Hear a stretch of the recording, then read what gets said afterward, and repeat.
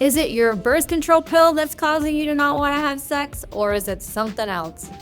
You know what? This question comes up a lot in my office. I see a lot of patients that have sexual dysfunction related to contraception, and we're going to talk about it today. So let's get at it.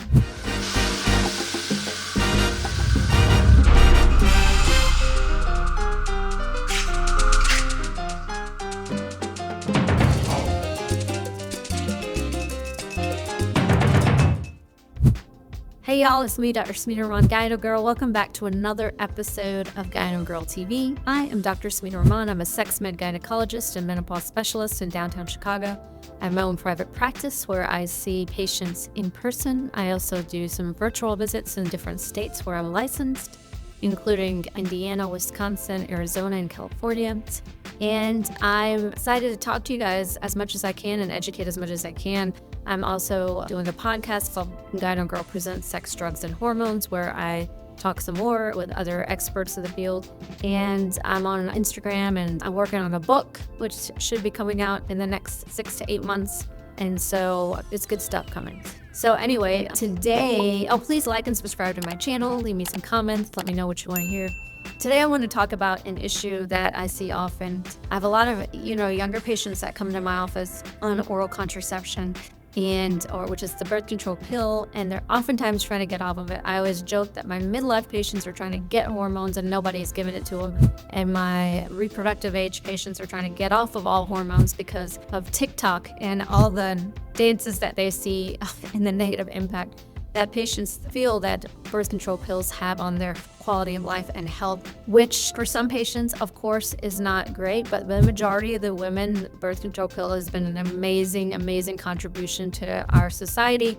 And, it works for what it needs to do, which is to prevent pregnancy for so many patients who are trying to live life and do things and think about pregnancy at a different time. And so when we talk about the birth control pill, we're really talking about a mixture of either hormone that is a synthetic hormone very similar to the estradiol that we make in our ovaries called ethinyl estradiol.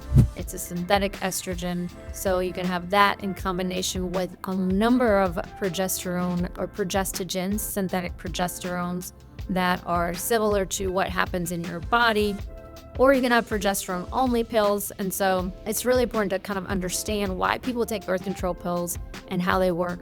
Birth control pills work, really the progesterone is the main ingredient, the progestogen is the main ingredient that is there to prevent ovulation. It is prominent hormone that is there after ovulation, and your corpus luteum makes your progesterone naturally. And so you can see this is your menstrual cycle. And what happens, we have patients, we take a birth control pill that has progesterone in it, sends a signal to our brain, it shuts down the progesterone that you're making, and it prevents ovulation from happening.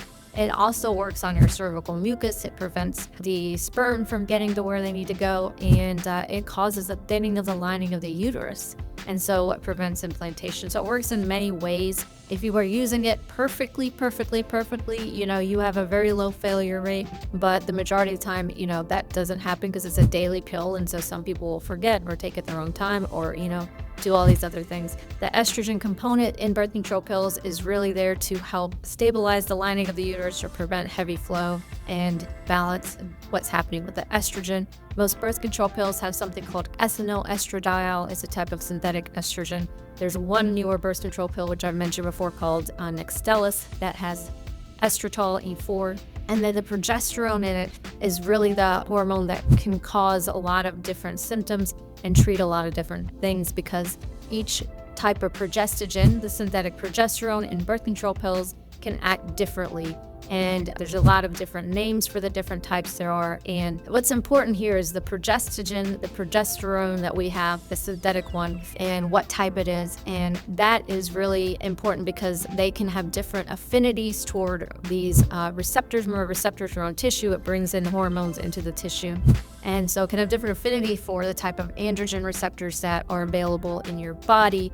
And that can impact your sexual function, right? So some birth control pills, remember why people take birth control. One is contraception, obviously. There's a lot of medical reasons why people go on birth control pills other than preventing pregnancy, right? There's obviously prevention of pregnancy. There's abnormal uterine bleeding. There's painful periods. People sometimes get control over their endometriosis with birth control pills. People with polycystic ovarian syndrome use birth control pills.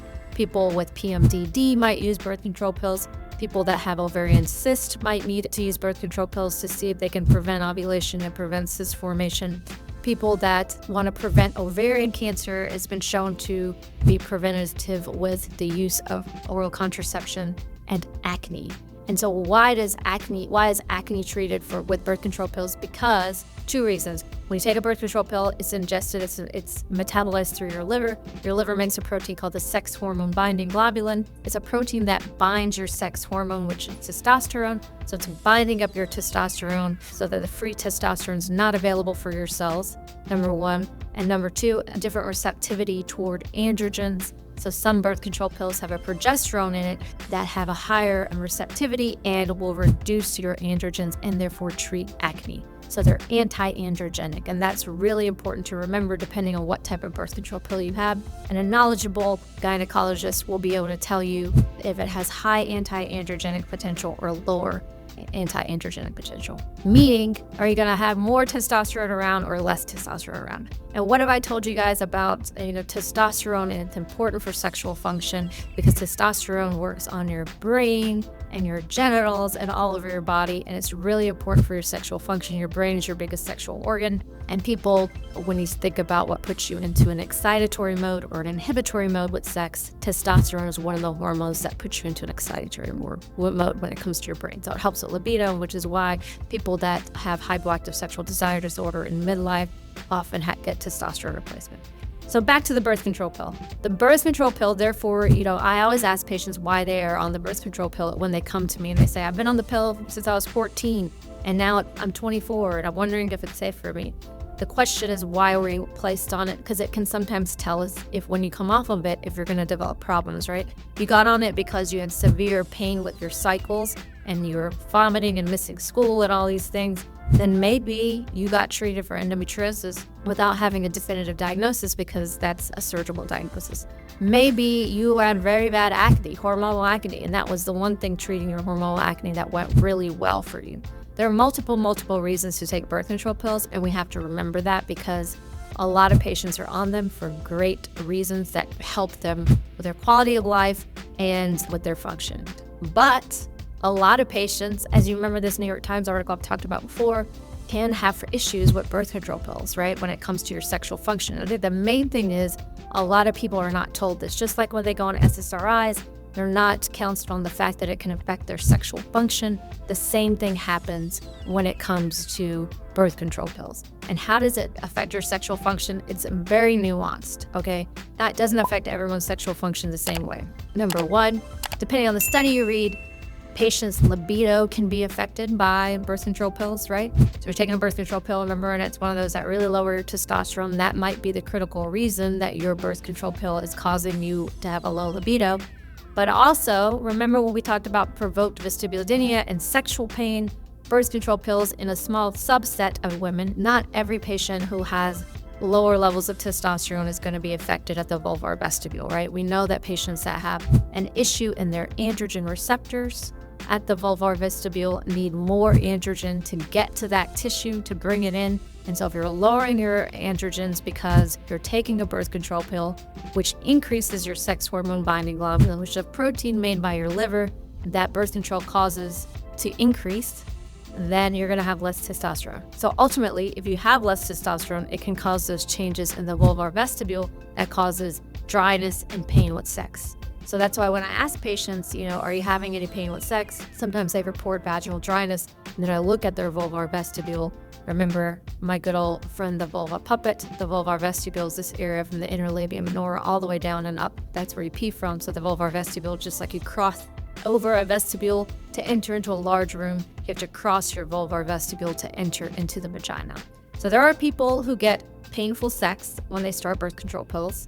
We don't have a great percentage, but we think anywhere up to 15% of people might get low libido related to that. The libido is very complicated And so, one of the treatments for, some of the stuff is maybe taking them off the pill. But if you're on the pill because you have severe acne, and that's the best thing that you can do to treat your acne, and I take you off the pill and you get acne and your body image changes, then you're not going to want to have sex either. So the same thing when people have pain with their cycle, they may not want to have sex because they're in pain from their periods. So that's very important, or they're getting recurrent ovarian cysts. So sometimes you can't get off the pill even if you feel like it's affecting your sexual function, because you can also have a different effect on your sexual function when you come off of it. When you have pain with intercourse from hormonally mediated provoked vestibulodynia, we know that patients get that pain on initial penetration, and they're trying to pass through the vestibule, and the vestibule looks like this, very thin, very red, very inflamed, very angry. And so you can't have penetrative sex because of the vestibule is causing inability to cross over it. And what happens then? Then you have to either come off the pill, which is your inciting agent, and that's reducing your testosterone and your natural hormone, and maybe use an IUD, which doesn't affect it, and you get that estrogen testosterone gel through the opening, and you do pelvic floor therapy, and the pain with sex goes away. Because when people have painful intercourse, they don't want to have sex either, so the libido goes down. So we know that birth control pills have a lot of great functions. But we also know for lowering the testosterone, if we're lowering your free testosterone available and increasing your sex hormone binding globulin, and for some patients who need more testosterone at the vestibule to be able to bring it into the tissue because their receptors are defective, or maybe not defective, but they have some issue around their receptors genetically, then those patients are going to have pain with sex. And so then we have to talk to the patients about what the best thing to do is. I always try to meet patients to where they are, because like I said, sometimes coming off the pill is not an option for them because their symptoms are much worse without them. So there's the whole issue around libido and pain with sex. And last year there was a study that came out that said birth control pills may also affect arousal because it can decrease your lubrication. Same reason, because of the decrease in testosterone, decrease your lubrication, and it can decrease your arousal, your genital arousal. And so there are multiple things involved here. I think that there's no one right answer about birth control pills. It's a trial and error. It doesn't, even if you're going to have these sexual complications, it doesn't happen within like a short period of time. Sometimes it's 10 years later, and patients are like now noticing pain with intercourse, or now noticing more dryness or arousal issues. And so it's, again, very nuanced. You have to have someone that's going to listen to you and take the time to review what's happening with you. So remember, birth control pills are wonderful. Birth control pills help so many patients, but they can cause sexual side effects. They can affect your libido, and not every patient. In some patients, and we don't have a great number because the studies show a varying degree of changes depending on which study you read. But one study from about 10 years ago showed up to about a 15% of patients on birth control pills in that study had low libido. So we know it can affect your libido. We know it can promote sexual pain. And we also know now that it can also affect arousal. Not in every patient though, because what reduces your sexual function more than anything else is an unwanted pregnancy for some patients, right? So if they get pregnant all of a sudden and they don't want to have sex either. So it's a balance, it's a fine balance. I think what's important here is to know that it's a possibility, because people don't get warned about it enough in understanding what are the risks and benefits of going on a pill. So it's always a risk-benefit discussion depending on you, but depending on your medical condition, depending on what's going on with you. So I think it's important to understand that, yes, the pill can affect your sexual function, but it can also improve people's sexual function too. So again, very nuanced. I'll talk about some other forms of contraception in another video. I'm Dr. Sameena Rahman, GynoGirl. Remember, I'm here to educate so you can advocate for yourself.